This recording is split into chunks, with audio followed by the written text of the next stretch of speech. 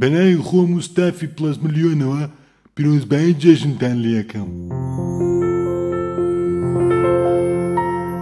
کۆمپانیای پلس ملیۆن بۆ دروستکردن و بڵاوکردنەوەی ڕیکلام.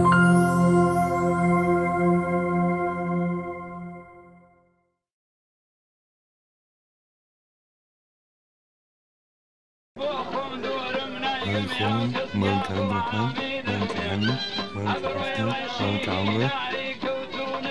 خوان باركي كان. مالك فاتن خان، مالك باجي حلاوة.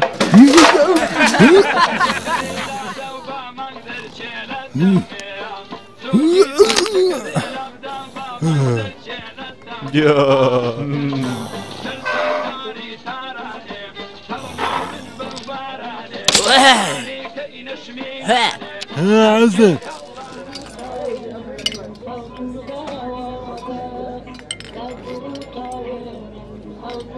ئەحوال ئەو جلە تازانە و پیرۆز بێ. ڕاحەکەی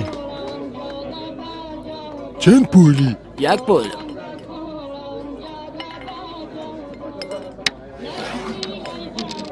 قەپات وەزە جانتاکم بۆ بێنە. دوو چاش بۆ من بێنە. بەس ئەحوال تا یەکەمە خۆی دووەم سار دەبێتەوە. دەباش یەکەم جان دووەمیانە خۆم.